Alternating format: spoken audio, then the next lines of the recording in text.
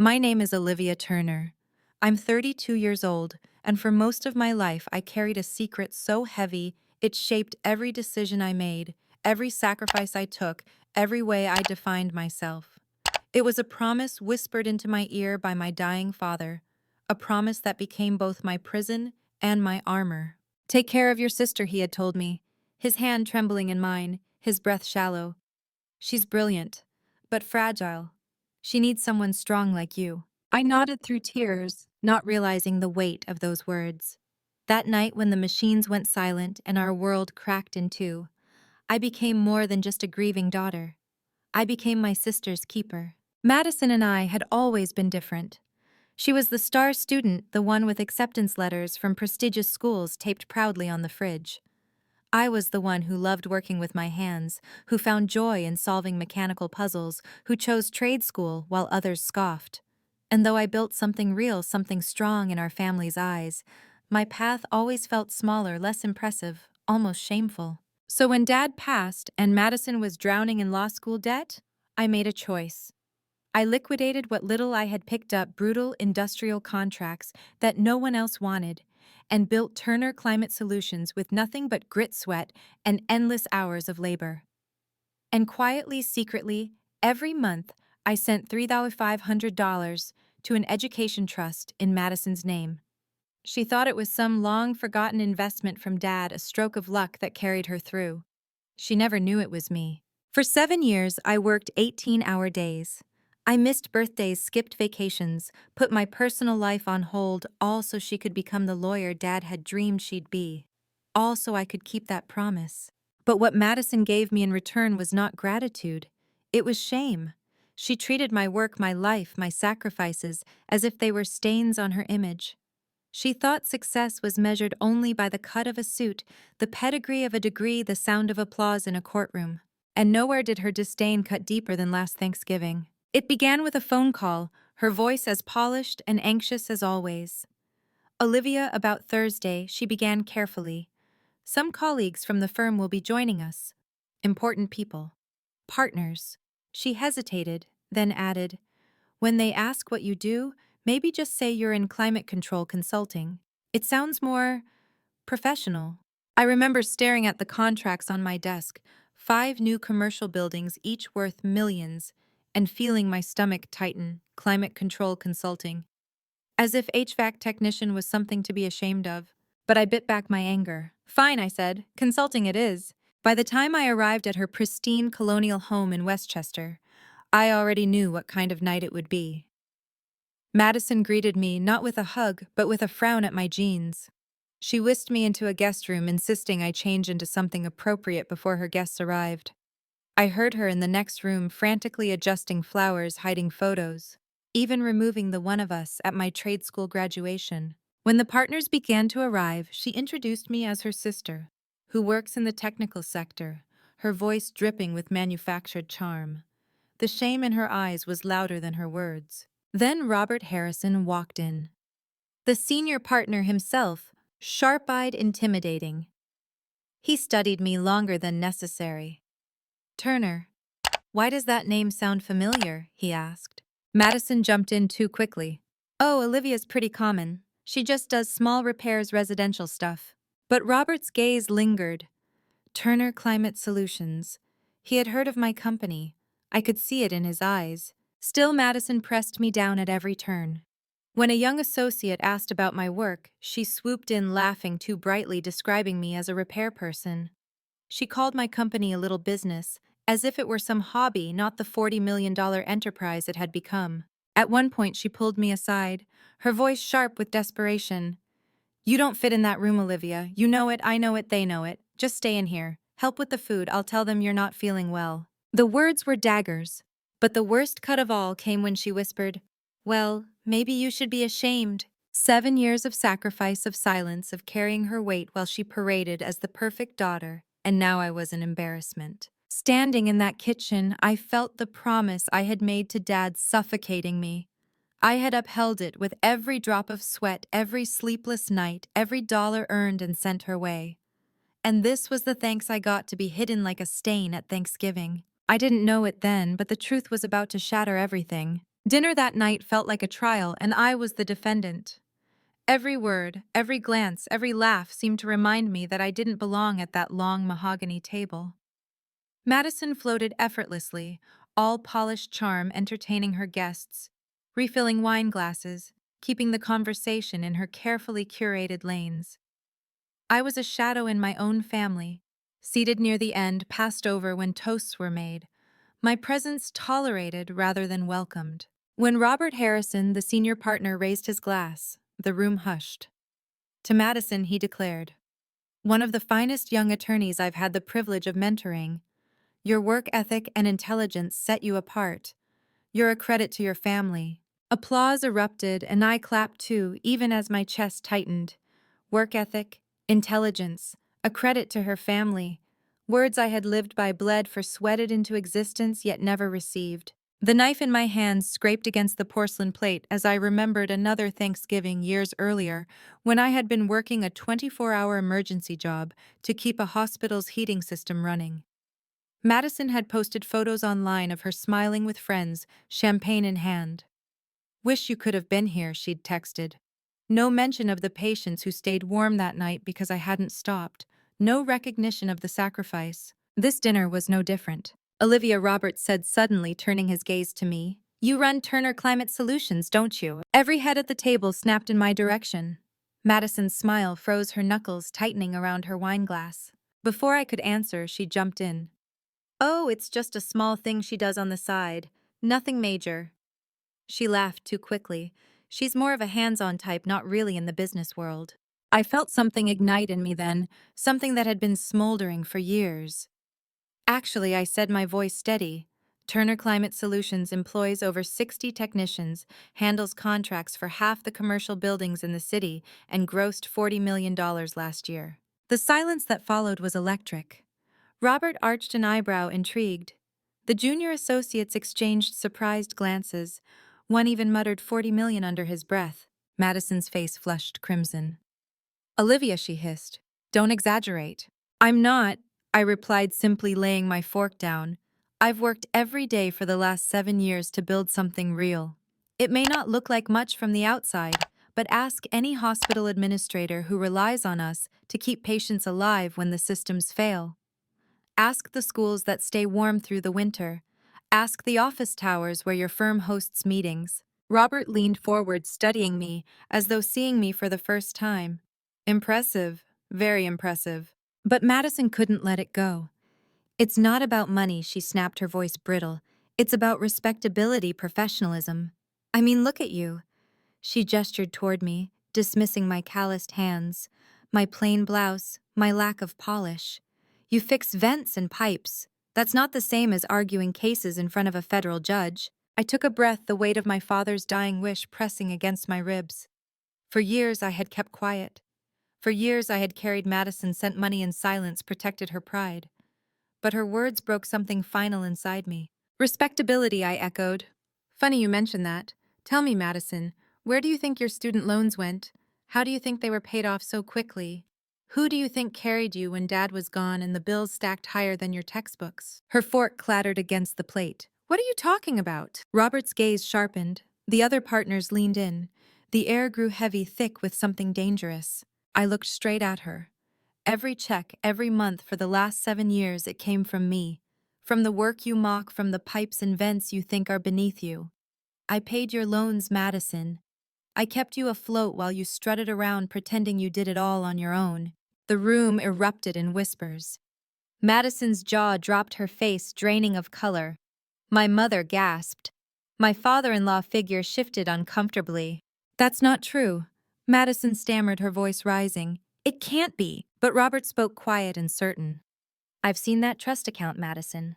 Anonymous deposits, consistent amounts. And now it makes sense." He turned to me.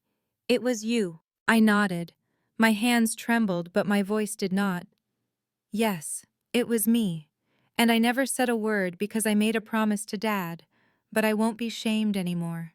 Not for the work I do. Not for the sacrifices I made." Madison's chair screeched against the hardwood as she pushed back, her eyes blazing. "You're lying! You're trying to humiliate me!" But the truth was already out, undeniable, irreversible. The partners looked at her differently now. Not as the golden child, but as a woman propped up by someone she had tried to erase. Thanksgiving dinner was ruined. Plates sat untouched, wine soured on lips, laughter long gone. And for the first time in years, I wasn't the one left ashamed. The drive home from Madison's house felt like leaving a crash site. My hands kept gripping the steering wheel long after I'd parked, palms aching from the force it took not to shake. Somewhere between the silence of my truck and the hum of the streetlights, I realized the thing I'd been afraid of my whole life had already happened. I had stopped being the good daughter, and I was still breathing. The world didn't split, the sky didn't fall. The truth simply stood there, messy and obvious, like a broken bone finally set straight. By morning, my phone was a burning coal, a text from my mother. "You humiliated your sister in front of her colleagues. Do not come to Christmas." Another from Madison. "You're jealous. You always have been. Stay out of my life." Then, almost as an afterthought, "And if those deposits stop, I'll know it's you, and I'll sue." I laughed, an ugly, raw sound, because of course she would threaten to sue me for what I had given. I opened my banking portal with the same steadiness I used to open a service panel on a failing rooftop unit. One by one, I canceled the auto deposits. The confirmation emails pinged like small doorbells in a house I was finally moving out of. 7 years of promises unspooled into silence. I thought I would feel guilty. Instead, I felt my father's hand as it had been on the last day, weak but warm, and heard his voice again. "She needs someone strong like you." For the first time, I understood strength didn't mean carrying her forever. Sometimes it meant putting her down. By noon, I was at a job site, hard hat on breath, a white thread in the cold. We were retrofitting a hospital with a new heat recovery system, work that doesn't make headlines but keeps preemies breathing when storms bring the grid to its knees. The foreman waved me over with a clipboard. Someone from procurement wanted to talk through a supply hiccup. Routine, predictable. Then my phone buzzed with a number I didn't recognize. Olivia Turner. The voice was measured, curious. "Robert Harrison, from last night." I glanced at the steel framing at my crew, moving like a practiced orchestra. "Mr. Harrison, I wanted to apologize," he said. "Not for your sister, that's between you and her. For the way I assumed who you were before you spoke. I knew your company's name from an oncology wing project. You kept our building running during a heat surge last summer when everyone else failed. We never connected the name to you." A small heat blossomed in my chest, something softer than vindication, something like being seen. "Thank you," I said, "because there wasn't a speech for this, only the truth." He cleared his throat. "If you're open to it, the firm's real estate portfolio could use a full HVAC audit. And off the record, I hope the young lawyers at my table learned something last night about the difference between polish and value." After we hung up, I stood in the cold air and let the wind sting my cheeks clean. For years, I had been the ghost at my family's table. Now strangers were calling me by my name, by my work. It shouldn't have mattered so much. It did. The family backlash didn't quiet. My mother sent a long email full of weaponized nostalgia pictures of matching pajamas when we were kids, the three of us at the beach, my father lifting us both onto his shoulders. "We've always been a team," she wrote, and I stared at the screen until the words blurred into the ruined shape of something that had never been true. When I didn't answer, she tried scripture, then guilt, then rage. She ended with, "Your father would be ashamed." I closed my laptop so fast the hinge protested, and I said to the empty room, "No." He would be proud that I kept his promise and still found a way to keep myself. 2 days later, envelopes started arriving at my shop with Madison's name in the return address. A cruel joke, or maybe just bureaucracy lurching on without context. The first was a firm holiday card, smiling partners in snow. The second, less festive, a notice from her loan servicer, calculating the loss of payments. I wasn't obligated to open it. I did anyway. Interest, a hard little math that didn't care about birthdays or reputations. I slid the paper back into the envelope and set it aside. Not my responsibility anymore, not my fire to stoke. At night, I lay awake and replayed the dinner like a courtroom in my skull. The way Madison's face fell when she realized it was me who had carried her. The way my mother's gasp wasn't shock at my sacrifice, but horror at the timing. Shame was a muscle memory. It kept trying to flex. When it did, I forced myself to stand up, make tea, and read the folder I'd started assembling. Instead of apologies, a scholarship draft in my father's name for students entering the trades. Turner Hands and Hearts Fund. If I was going to keep helping, it would be toward something that multiplied more than someone's vanity. It would be toward kids like me who would choose a wrench over a podium and still save lives. The weather turned mean. Forecasts muttered about the cold snap like it was a living thing with teeth. We pre-positioned emergency kits across the city, fueled generators, loaded trucks with heat exchangers and spare motors. My crew cracked jokes, the kind that only make sense if you've hauled a boiler through a 6th-floor walk-up at 2 a.m. I felt the pressure begin to creep behind my eyes. The same pressure that always comes before the first pipe bursts, before the first call at midnight. Winter is a test where your grade is measured in degrees and hours. The first night of the storm, my phone lit like a switchboard. A retirement home with radiators that screamed. A shelter whose ductwork rained condensation onto sleeping mats.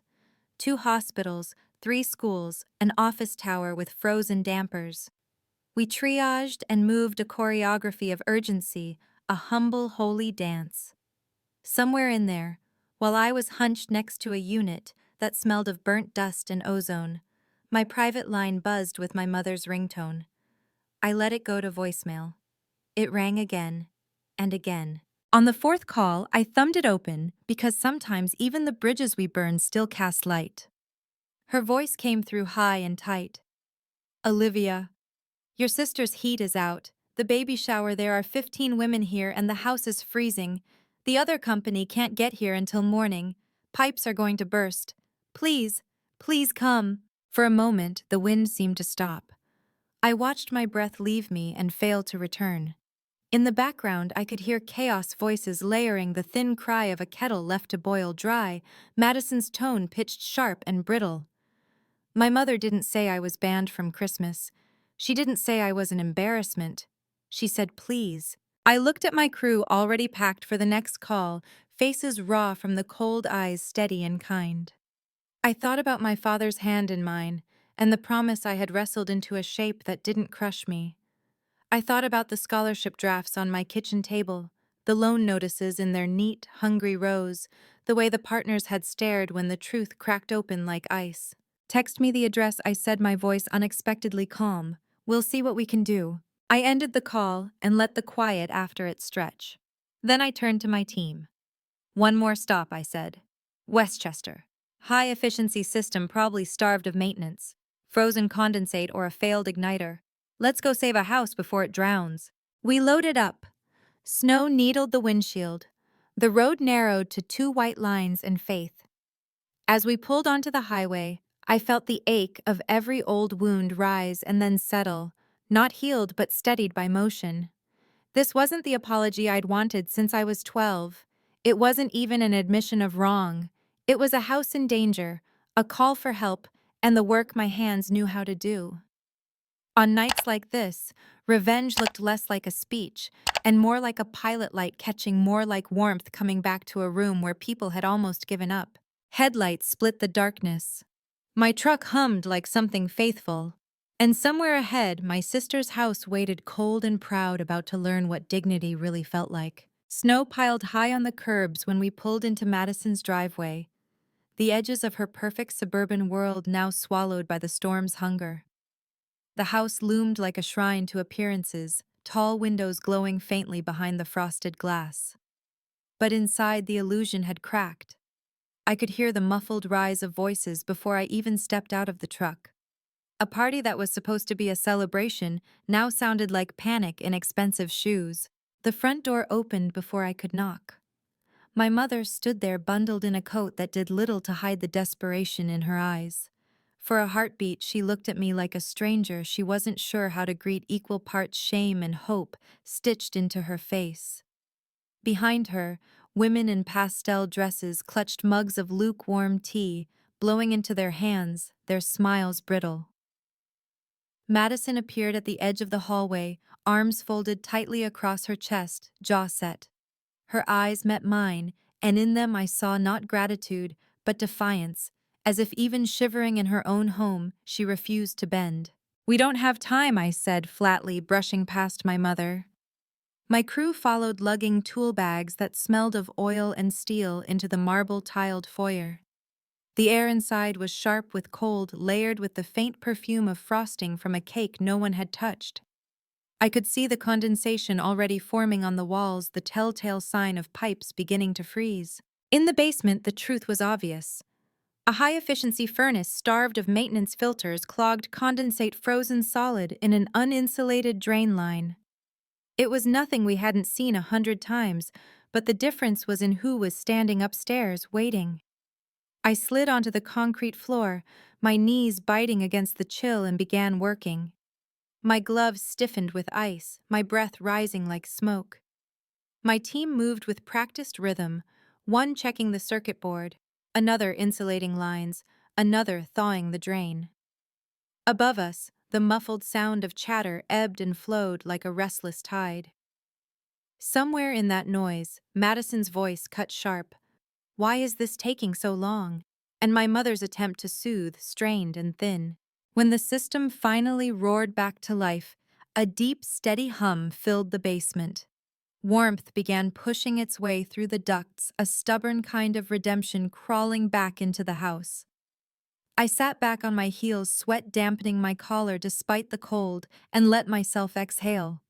Not triumph, something heavier, quieter, something like release. We climbed upstairs to find the living room thawing, the guests visibly unclenching as heat returned to the room.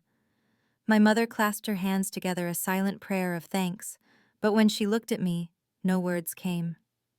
Madison stood near the mantel, arms still crossed, but the color had returned to her face.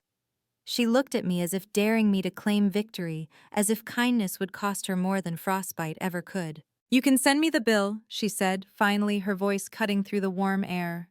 The words were brittle, but I recognized them for what they were: not gratitude, but a concession. She needed me, and she hated it. I nodded once. "You'll get it." And with that, I turned toward the door.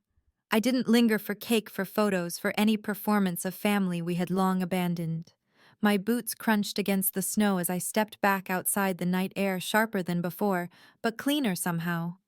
Behind me, the house glowed brighter warmth, reclaiming its walls. But it wasn't mine to stay in, not anymore. My crew loaded the tools back into the truck, their silence respectful, knowing this job had carried a different kind of weight. On the drive back, the city sprawled in icy silence.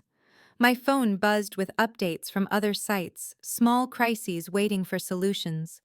Work that mattered, people who depended not on my last name, but on my hands. And yet, as the miles rolled beneath us, I couldn't stop hearing Madison's voice echoing in my head. Not the brittle demand, but the silence that followed it, the space where something else might have lived if pride hadn't smothered it. At home, exhaustion hit me like gravity. I peeled off my layers, set my boots by the door, and collapsed onto the couch with the quiet still ringing in my ears. For years, I had chased some impossible proof that if I gave enough, carried enough, saved enough, my family would see me. Tonight, I realized they had seen me all along. They just chose not to honor what they saw, and that choice was theirs, not mine. I made tea and pulled the scholarship drafts back into my lap. Words blurred, then sharpened as I wrote. For those who build warmth where none exists. For those who fix what others neglect. For those who are told they are less, until the world realizes they are everything. My pen scratched steady, a sound more comforting than any applause. In the quiet, I understood something new. Revenge wasn't always fire and fury. Sometimes it was endurance. Sometimes it was standing in the storm unshaken while those who doubted you finally felt the cold they'd denied. And sometimes it was simply leaving the heat behind and walking into your own life unburdened. The storm raged on outside, but inside my small apartment was warm. My father's old photo sat on the shelf, his smile tired but kind. I raised my mug toward him, a silent toast. "I kept my promise," I whispered. And I kept myself, too. For the first time in years, the words felt like enough. If this story touched you, if you've ever carried more than your share in silence, I hope you'll stay with me. Like, share, and subscribe so these stories reach others who need to know they're not alone. And tell me in the comments, what promises have you carried and which ones did you finally put down? Your voice might be the warmth someone else is waiting for.